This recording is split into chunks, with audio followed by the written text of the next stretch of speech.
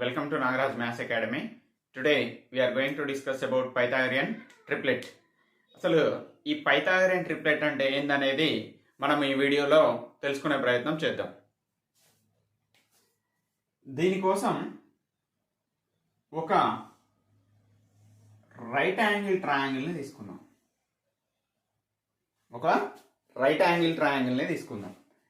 ఈ right angle ట్రయాంగిల్లో ఈ పార్ట్ని ఏమంటామంటే ఎత్తు, ఇది భూమి, ఇది కర్ణం.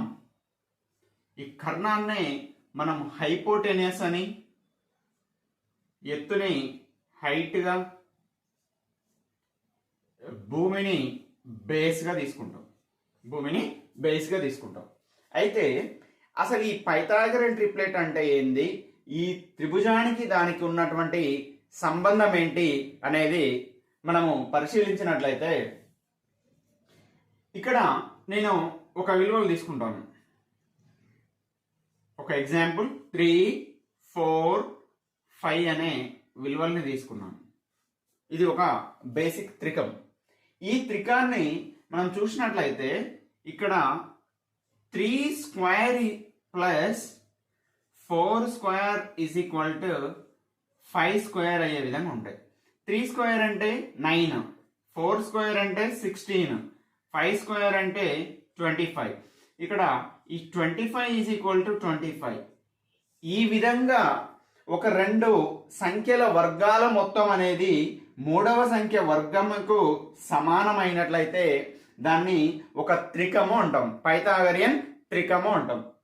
ఈ పైథాగరియన్ త్రికంని యూజ్ చేసుకొని మనం ఎన్ని రకాల ప్రాబ్లమ్స్ చేయొచ్చు, అసలు ఈ త్రికానికి ఇంత సొల్యూషన్ చేయాల్సిన అవసరం ఉందా లేదా అనేది బేసిక్స్ అబ్జర్వ్ చేసినట్లయితే, ఇక్కడ సపోజ్ ఇది ఒకటి 5 తోటి స్టార్ట్ అయ్యే త్రికం రాద్దాం అనుకున్నాను నేను. 5 తోటి స్టార్ట్ అయ్యే త్రికం. ఈ 5 తోటి స్టార్ట్ అయ్యే త్రికం అన్నప్పుడు ఇక్కడ ఏమొస్తుందంటే 5 యొక్క వర్గం తీసుకోండి. 5 యొక్క వర్గం తీసుకుంటే మనకి 25 వస్తుంది. 25. ఈ 25ని రెండు సంఖ్యల మొత్తంగా రాయాలి. పక్క పక్కన ఉన్నటువంటి నెంబర్లు 12, 13 యొక్క మొత్తంగా రాయొచ్చు కదా. 12, 13. ఈ 5 యొక్క స్క్వేర్ అనేది 25 అవుతుంది. ఈ 25ని రెండు కాన్సిక్యూటివ్ నెంబర్స్ గా రాసుకోవచ్చు. ఇక్కడ ఇలా కాకుంటే దీన్ని ఏం చేయొచ్చు అంటే ఈ 25/2 చేసినట్లయితే మనకి ఏ విలువ వస్తుంది, 12.5. ఈ 12.5కి ముందున్న వాల్యూ 12, దీని తర్వాత ఉన్న వాల్యూ 13. ఈ విధంగా కూడా తీసుకోవచ్చు. ఏదైనా ఒక పైథాగరియన్ త్రికము బేసిక్ వాల్యూ అనేది ఒక ఆడ్ నెంబర్ అయినట్లయితే ఆ ఆడ్ నెంబర్ యొక్క వర్గాన్ని తీసుకుంటే మనకి ఇక్కడ 25 అనేది వచ్చింది. ఈ 25ని రెండు వరుస సంఖ్యల మొత్తంగా రాసినప్పుడు ఏదైతే వస్తుందో ఆ విలువలను తీసుకోవాలి. సడన్ గా ఇలా మీకు రాకపోతే దీన్ని 25/2 తీసుకున్నట్లయితే 12.5 వస్తుంది. ఈ 12.5కి ముందున్నది తర్వాత ఉన్న నెంబర్లనే తీసుకుంటే మనకు వచ్చేటటువంటి త్రికం అన్నమాట. ఇక్కడ ఈ 5, 12, 13 అనేది ఒక పైథాగరియన్ త్రికం. 5, 12, 13. ఇక్కడ 3, 4, 5 ఏ విధంగా ఒక త్రికాన్ని సాటిస్ఫై అయ్యాయో ఇక్కడ 5, 12, 13 కూడా ఒక పైథాగరియన్ త్రికాన్ని సాటిస్ఫై చేస్తాయి. ఇంకొక ఎగ్జాంపుల్ చూద్దాం. ఇక్కడ సపోజ్ 7 తోటి స్టార్ట్ అయ్యే త్రికం రాయాలి మనం. 7 తోటి స్టార్ట్ అయ్యే త్రికం అంటే మనకి 7 యొక్క స్క్వేర్ ఎంత వస్తుంది, మనకి 49. ఈ 49 ని మనము 24, 25 గా రాసుకోవచ్చు కదా.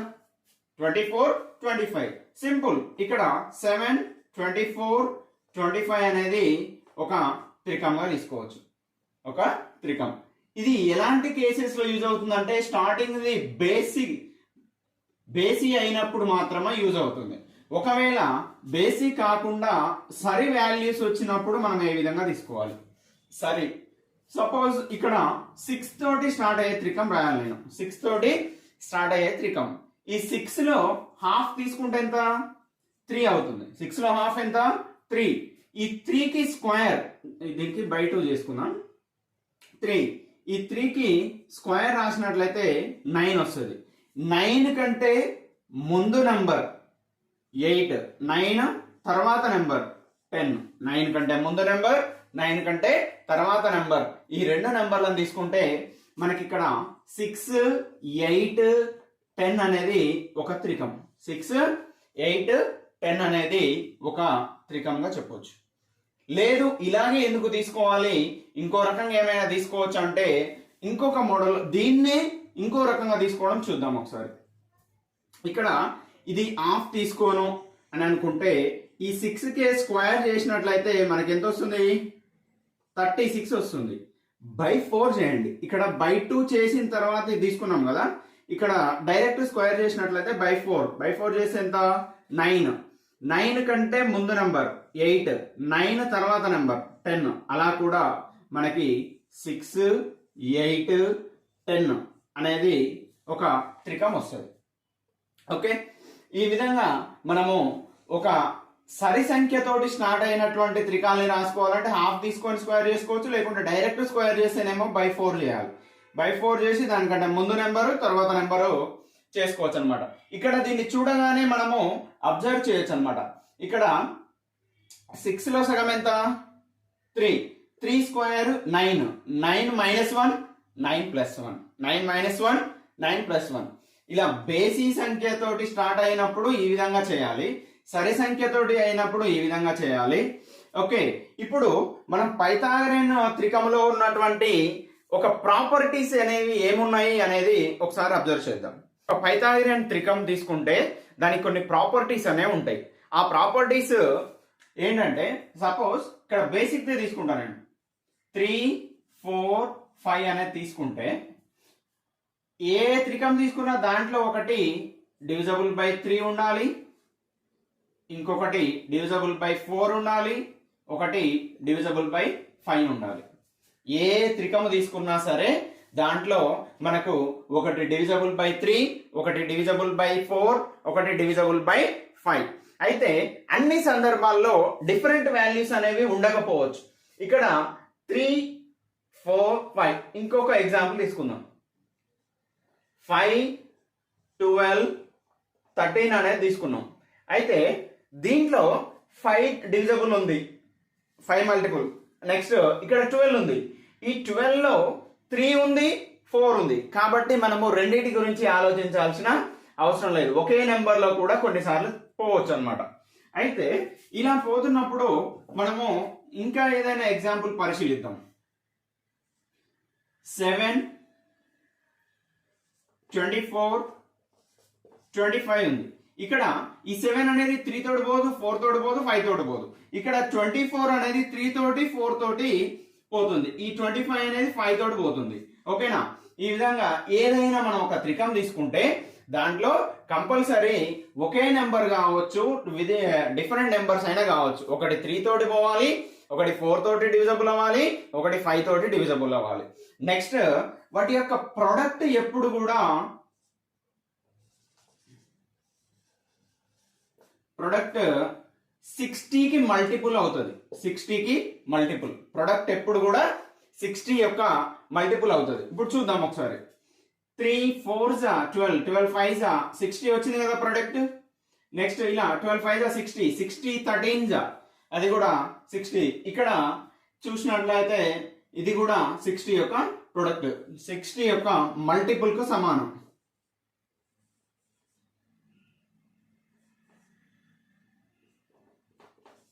సిక్స్టీ యొక్క మల్టిపుల్ ప్రొడక్ట్ ఎప్పుడు కూడా 60 మల్టిపుల్ ఉండాలి. నెక్స్ట్ వన్ నెంబర్ అనేది ఈవెన్ ఉండాలి, అట్లీస్ట్ 1.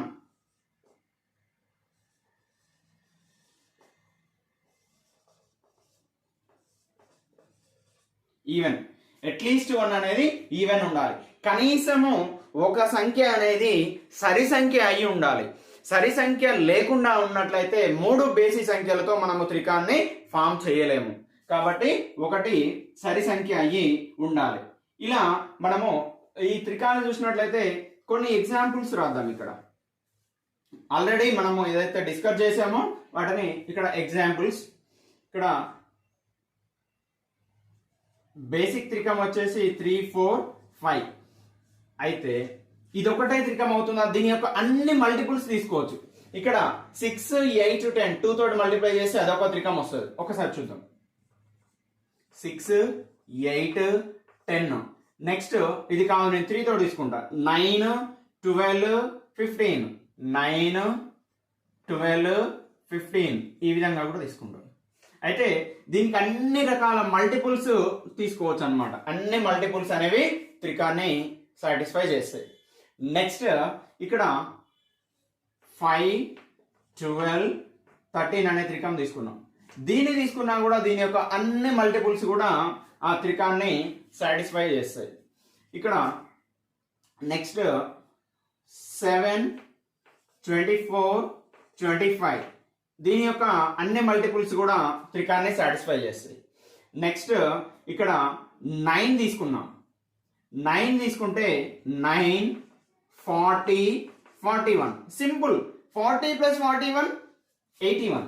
81 అనేది 9 కి స్క్వేరే కదా. 81 అనేది 9 కి స్క్వేర్ కాబట్టి ఇది కూడా ఒక త్రికం. దీని యొక్క మల్టిపుల్స్ తీసుకోవచ్చు.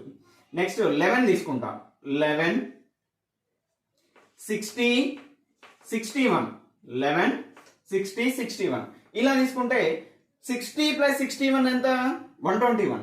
ఈ 121 అనేది 11 కి స్క్వేర్ అవుతుంది. సో ఇది కూడా ఒక త్రికం. ఇలా మనము కొన్ని ప్రాక్టీస్ చేసినట్లయితే చాలా సింపుల్ గా ఉంటాయి అన్నమాట. ఇక్కడ ఈ త్రికాల గురించి చూసినట్లయితే మనము సపోజ్ ఇక్కడ 11 60 61 తీసుకున్నాం. ఈ రెండింటి యొక్క సమ్ హాఫ్ అనేది పర్ఫెక్ట్ స్క్వేర్ నెంబర్ అవుతుంది.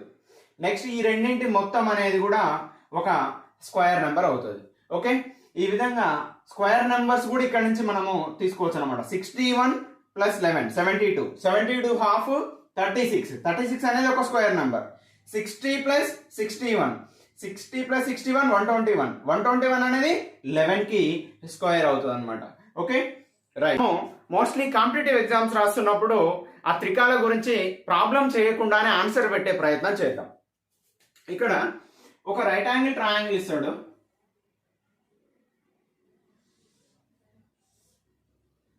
ఒక రైట్ యాంగిల్ ట్రయాంగిల్ ఇచ్చి ఇక్కడ 5 ఉంది, ఇక్కడ 12 ఉంది. దీన్ని మనం కనుక్కోవాలన్నా? అవసరమా? చేయాల్సిన అవసరం ఉందా? లేదు. ఎందుకంటే 5 స్క్వేర్ చేస్తే మనకు 25. 25 లో నుంచి 12 తీసేస్తే 13. సొల్యూషన్ చేయకుండానే మనం ఆన్సర్ పెట్టే ఛాన్స్ ఉంటుంది అనమాట. నెక్స్ట్ ఇక్కడ ఒక రెక్టాంగిల్ తీసుకుందాం. ఒక రెక్టాంగిల్. ఇక్కడ రెక్టాంగిల్ తీసుకున్నట్లయితే దీని యొక్క కర్ణం కనుక్కోవాలి మనం. దీని యొక్క కర్ణం ఇక్కడ 8 ఉంది, ఇక్కడ 15 ఉంది. దీని కర్ణం ఎంత? ఇప్పుడు మనం ఏం చేయాలంటే ఇది సరి సంఖ్య ఉంది కదా, దీనిలో హాఫ్ ఎంత? 4. 4 స్క్వేర్ 16. 16 మైనస్ 1 15. 16 ప్లస్ 1 17. 16 ప్లస్ 1 అనేది 17. అయితే మనం ప్రాబ్లం చేయకుండా ఎప్పుడైతే మనం ఈ పైథాగోరియన్ త్రికం మీద పూర్తి అవగాహన ఉండి రాయడం వీలవుతుందో అప్పుడు మనం రాసేటటువంటి కాంపిటేటివ్ ఎగ్జామ్స్ లో చాలా సింపుల్ గా వాటి యొక్క ఆన్సర్స్ అనేవి మనము ఫైండ్ అవుట్ చేయొచ్చు అనమాట. కాబట్టి మిత్రులారా, ఈ పైథాగోరియన్ త్రికాన్ని వాచ్ చేసినందుకు ధన్యవాదాలు. మీకు అర్థమైందని అనుకుంటున్నాను. ఫర్దర్ గా ఇంకా కొన్ని కొత్త కాన్సెప్ట్స్ తో మీ ముందుకు వస్తాను. Okay, thank you.